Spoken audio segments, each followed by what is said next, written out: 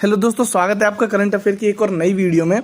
1 दिसंबर 2022 के जितने भी करंट अफेयर्स के क्वेश्चन हैं उन सभी को आज हम कवर करने वाले हैं। सो मेक श्योर वीडियो को पूरा जरूर से देखिएगा और आने वाले आपके जितने भी कॉम्पिटिटिव एग्जाम्स हैं उन सभी में आपकी हेल्प करने वाले हैं। सो वीडियो को करते हैं स्टार्ट। वीडियो को स्टार्ट करते हुए सबसे पहला आज का हमारा प्रश्न है कि हाल ही में भारत सरकार के किस मंत्रालय द्वारा नई चेतना पहल बदलाव की लिंग आधारित भेदभाव राष्ट्रीय अभियान प्रारंभ किया गया है? ऑप्शन आपके सामने, पहला ग्रामीण विकास मंत्रालय ने, दूसरा है शिक्षा मंत्रालय ने, तीसरा है खेल मंत्रालय ने और चौथा है युवा विकास मंत्रालय ने। तो दोस्तों, जो नई चेतना पहल बदलाव की जो योजना है वो एक राष्ट्रीय अभियान है, ये आपको याद रखना है।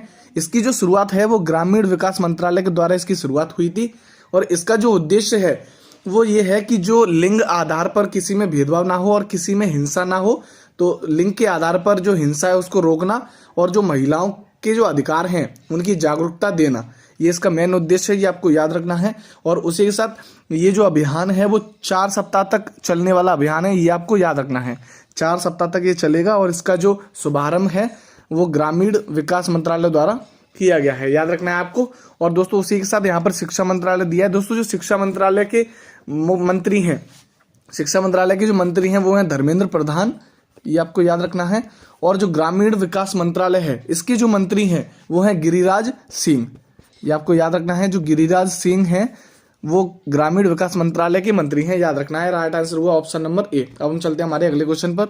अगला क्वेश्चन हमारा कहता है कि हाल ही में जितेंद्र सिंह को राष्ट्रीय गोपाल रत्न पुरस्कार से सम्मानित किया गया है, वे किस राज्य से संबंधित है? ऑप्शन आपके सामने, पहला बिहार, दूसरा है अरुणाचल प्रदेश, तीसरा है असम और चौथा है हरियाणा। दोस्तों, गोपाल रत्न पुरस्कार, राष्ट्रीय गोपाल रत्न पुरस्कार, ये जो पुरस्कार दिया गया है वो दिया गया है जितेंद्र सिंह को। जितेंद्र सिंह को ये पुरस्कार दिया गया है जो कि हरियाणा से रिलेट करते हैं, ये आपको याद रखना है। जो जितेंद्र सिंह है वो हरियाणा से रिलेट करते हैं, याद रखना है आपको। और ये इसमें जो इनको राशि दी गई है वो 5 लाख रुपए इनको राशि दी गई है। इस पुरस्कार में जो इनको राशि दी गई है वो 5 लाख रुपए राशि दी गई है। और इनको जो पुरस्कार है वो इसलिए दिया गया है क्योंकि एक साहिवाल नस्ल की एक गाय होती है, साहिवाल नस्ल की गाय होती हैं, उनके संरक्षण के लिए इनको ये अवार्ड दिया गया है, याद रखना है। और इनको जो अवार्ड है वो पशुपालन मंत्रालय के द्वारा दिया गया है, जो पशुपालन मंत्रालय है उनके द्वारा इनको ये अवार्ड दिया गया है। और जो पशुपालन के जो मंत्री हैं जिनका नाम है पुरुषोत्तम रूपाल, पुरुषोत्तम रूपाल उनका नाम है, पशुपालन मंत्री का, याद रखना है आपको। और इसके ये जो अधीन मतलब ये जो राष्ट्रीय गोपाल रत्न पुरस्कार है वो राष्ट्रीय गोकुल मिशन के तहत आता है, ये आपको याद रखना है। जो राष्ट्रीय गोकुल मिशन है जो कि 2014 में स्टार्ट हुआ था उसके अधीन ये राष्ट्रीय गोपाल रत्न अवार्ड आता है, याद रखना है आपको। इसका जो उद्देश्य है, जो राष्ट्रीय गोकुल मिशन है, इसका उद्देश्य है देसी जो नस्लें होती हैं, देसी जो नस्लें होती हैं उनका संरक्षण करना और उनको बेहतर बनाना, इसका सबसे बड़ा उद्देश्य है, ये आपको याद रखना है। तो इसका राइट आंसर हुआ हरियाणा। अब हम चलते हैं हमारे अगले क्वेश्चन पर। अगला क्वेश्चन हमारा कहता है कि हाल ही में शोधकर्ताओं ने किस देश में काले प्रवाल की प्रजातियों की खोज की है? ऑप्शन आपके सामने, पहला थाईलैंड, दूसरा है ऑस्ट्रेलिया, तीसरा है स्विट्जरलैंड और चौथा है अमेरिका। दोस्तों, जो काले प्रवाल की भित्ति हैं वो 5 प्रकार की पाई गई हैं, याद रखना है आपको। और जो 5 प्रकार की काले प्रवाल की जो भित्ति हैं वो ऑस्ट्रेलिया में पाई गई हैं, याद रखना है आपको। और ऑस्ट्रेलिया में भी कहाँ पर पाई गई हैं? एक तो है ग्रेट बैरियर रीफ जो कि ऑस्ट्रेलिया में स्थित है और दूसरे हैं कोरल सागर, इन दोनों में पाई गई हैं। और जो ग्रेट बैरियर रीफ है वो विश्व की सबसे बड़ी प्रवाल भित्ति है, ये भी आपको याद रखना है, जो कि ऑस्ट्रेलिया में स्थित है, याद रखना आपको। और वहीं पर जो काले प्रवाल की प्रजातियां हैं उनको खोजा गया है शोधकर्ताओं के द्वारा, याद रखना आपको। और जो ऑस्ट्रेलिया के प्रधानमंत्री का नाम है उनका नाम है एंथनी अल्बनीज। एंथनी अल्बनीज जो है वो ऑस्ट्रेलिया के प्रधानमंत्री हैं, ये भी आपको याद रखना है। राइट आंसर हुआ इसका ऑस्ट्रेलिया।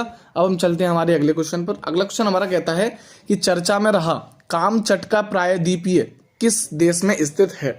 ऑप्शन आपके सामने, पहला अमेरिका, दूसरा है इक्वाडोर, तीसरा है रूस और चौथा है भारत। दोस्तों, जो कामचटका प्रायद्वीपीय है, जो कामचटका प्रायद्वीपीय है वो रूस के सर्बिया के रूस में स्थित है, ये आपको याद रखना है। जो सर्बिया है, सर्बिया के रूस में ये स्थित है कामचटका जो प्रायद्वीपी है। और यहाँ पर 2 ज्वालामुखी हैं जो हाल ही में विस्फोट हुए हैं, दो ज्वालामुखी हैं जो हाल ही में इनका विस्फोट हुआ है, ये आपको याद रखना है। जो कि कहाँ पर स्थित हैं ये भी आपको बता देते हैं कि जो कामचटका प्रायद्वीप है वो प्रशांत महासागर, कामचटका जो प्रायद्वीप है वो प्रशांत महासागर और प्लस जो ओखोस्टक है, जो ओखोस्टक है, इन दोनों के बीच में कामचटका प्रायद्वीपीय स्थित है। और यहाँ पर हाल ही में दो ज्वालामुखी हैं जिनका विस्फोट हुआ है। और जो रूस के प्रधानमंत्री हैं वो आपको याद रखना है, जिनका नाम है पुतिन। रूस के जो प्रधानमंत्री हैं वो है पुतिन। रूस में ही जो कामचटका प्रायद्वीप है वहां पर ये स्थित है, याद रखना है आपको। उसी के साथ हम चलते हैं हमारे अगले क्वेश्चन पर। अगला क्वेश्चन हमारा कहता है कि हॉर्नबिल उत्सव किस राज्य से संबंधित है। ऑप्शन आपके सामने, पहला उड़ीसा, दूसरा है राजस्थान, तीसरा है तेलंगाना और चौथा है नागालैंड। दोस्तों एक हॉर्नबिल पक्षी है, हॉर्नबिल पक्षी जो कि नागालैंड से संबंध करता है।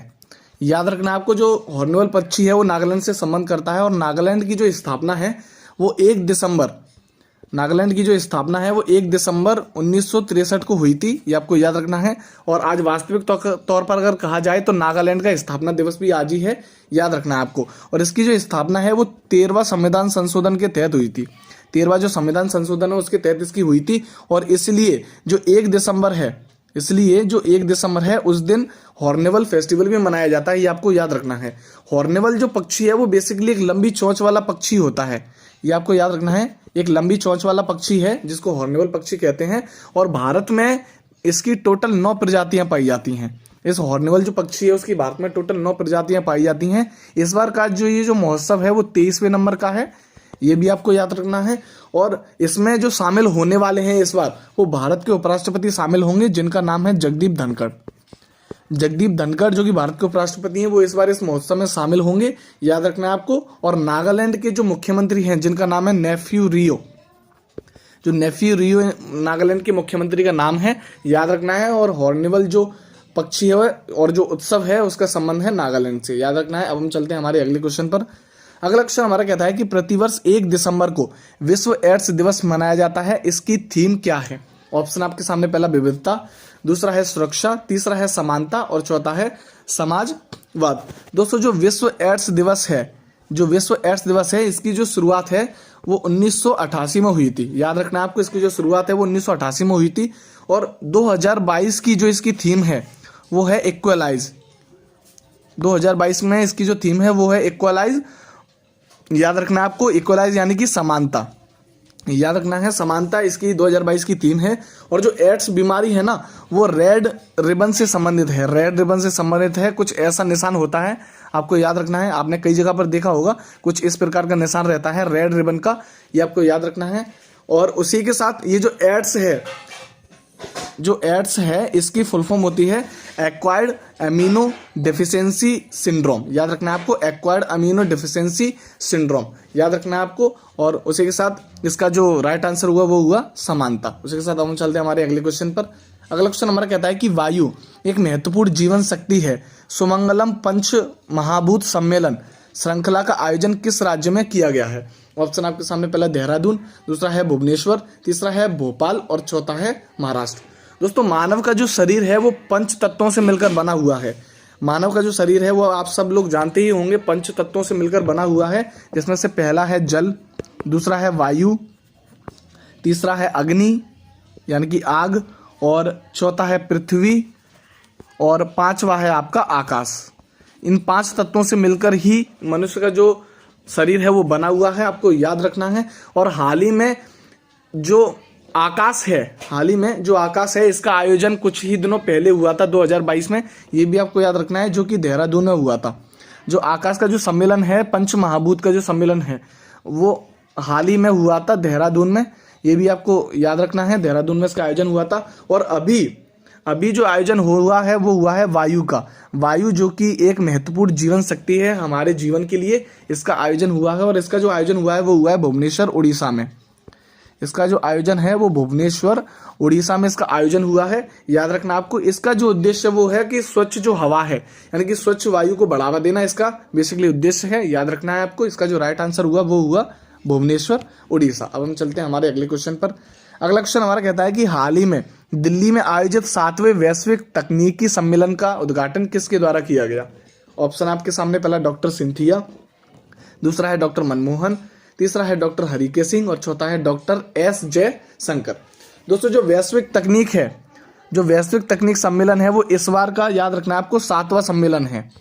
जो इस बार का वैश्विक तकनीकी सम्मेलन है वो 7वां है और नई दिल्ली में इसका आयोजन हुआ है, ये भी आपको याद रखना है।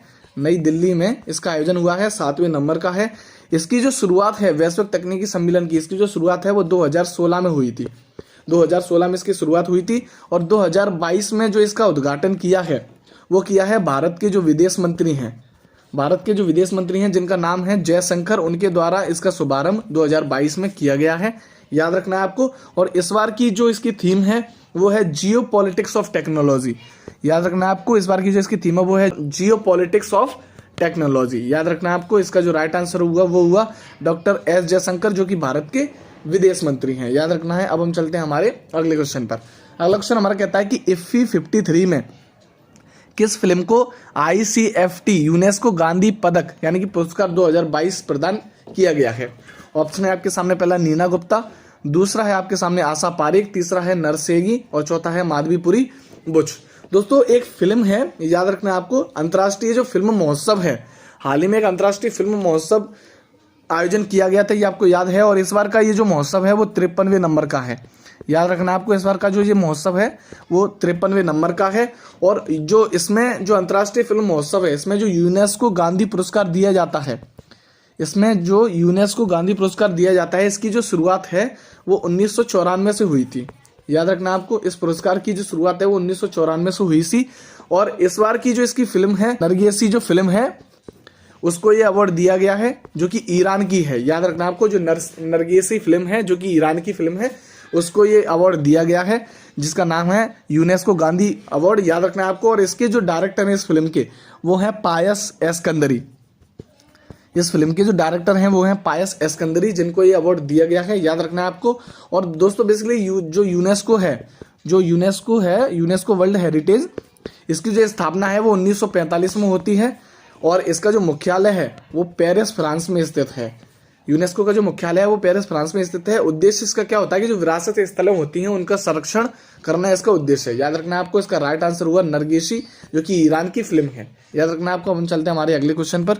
अगला क्वेश्चन हमारा कहता है कि हाल ही में तमिलनाडु के किस लेखक को कोवेम्पू राष्ट्रीय अवार्ड 2022 प्रदान किया गया है? ऑप्शन आपके सामने, पहला दया प्रकाश सिन्हा, दूसरा है रामदत्त मिश्र, तीसरा है एनी एनॉक्स और चौथा है MIM। दोस्तों हाल ही में जो कोवेम्पू राष्ट्रीय अवार्ड 2022 प्रदान किया गया है वो किया गया है MIM को, याद रखना है आपको। MIM को, जो कि तमिलनाडु के रहने वाले हैं, तमिलनाडु के कवि हैं, ये भी आपको याद रखना है। एक तमिल कवि हैं, ये भी आपको याद रखना है, तमिलनाडु के रहने वाले हैं और एक तमिल कवि हैं। और इनके लिए इनको जो पुरस्कार दिया गया है उसमें इनको 5 लाख रुपए की राशि भी दी गई है, ये भी आपको याद रखना है। 5 लाख रुपए की राशि दी गई है। और इनकी एक कृति है, यानी कि इनकी एक लेखिका है, मतलब कृति जो इन्होंने लिखी है उनका नाम है सेल्लाता पनम। इन्होंने एक कृति लिखी थी जिसका नाम है सेल्लाता पनम, याद रखना है आपको। और इनको साहित्य अकादमी में भी, जो साहित्य अकादमी का अवार्ड होता है, साहित्य अकादमी पुरस्कार 2020 में इनको साहित्य अकादमी पुरस्कार भी दिया गया है, याद रखना आपको। बहुत ही इंपॉर्टेंट हो जाता है इसलिए। और ये जो MIM है वो तमिलनाडु से रिलेट करते हैं, जिनको हाल ही में कोवेम्पू राष्ट्रीय अवार्ड दिया गया है। और तमिलनाडु के जो मुख्यमंत्री हैं उनका नाम है स्टालिन। तमिलनाडु की जो मुख्यमंत्री हैं वो हैं स्टालिन, याद रखना है आपको। आंसर हुआ ऑप्शन नंबर D MIM। और उसी के साथ यहाँ पर कुछ और ऑप्शन है, इसमें से पहला है दया प्रकाश सिन्हा। दोस्तों जो दया प्रकाश सिन्हा है उनको 2022 में हिंदी में साहित्य पुरस्कार दिया गया था, हिंदी का साहित्य अकादमी पुरस्कार दिया गया था, याद रखना आपको। जो रामदत्त मिश्र हैं उनको 31वां सरस्वती सम्मान दिया गया है, ये भी आपको याद रखना है। जो 31वां सरस्वती सम्मान है वो इनको दिया गया है। और जो एनी एनॉक्स हैं उनको 2022 का साहित्य का नोबेल पुरस्कार दिया गया है, याद रखना है आपको। तीनों ही क्वेश्चन इंपोर्टेंट हैं। दया प्रकाश सिन्हा हिंदी में साहित्य अकादमी, रामदत्त मिश्र सरस्वती सम्मान, और जो एनी एनॉक्स हैं वो साहित्य अवार्ड। राइट आंसर हुआ हमारा MIM, याद रखना आपको। और उसी के साथ आज के हमारे 10 क्वेश्चन हुए कंप्लीट। आज के कुछ महत्वपूर्ण प्रश्न, जिसमें सबसे पहला है भारत के विदेश मंत्री कौन है, दूसरा है आपके लिए कि रामदत्त मिश्र को कौन से सम्मान से नवाजा गया है, तीसरा क्वेश्चन आपके लिए कि नागालैंड के मुख्यमंत्री कौन है। तीनों ही जो क्वेश्चन है उनके आंसर हम डिस्कस कर चुके हैं, इसलिए आपको इनके जो आंसर हैं वो कमेंट बॉक्स में कमेंट करने हैं। और आज की आपकी आंसर की आप देख सकते हैं अगर आपकी इसकी पीडीएफ डाउनलोड करनी है तो डिस्क्रिप्शन में पीडीएफ की लिंक दी हुई है, वहां से जाकर आप पीडीएफ को डाउनलोड कर सकते हैं। रोज करंट अफेयर पढ़ने के लिए चैनल को सब्सक्राइब जरूर से कीजिएगा। मिलते हैं किसी नेक्स्ट वीडियो में, तब तक के लिए जय हिंद।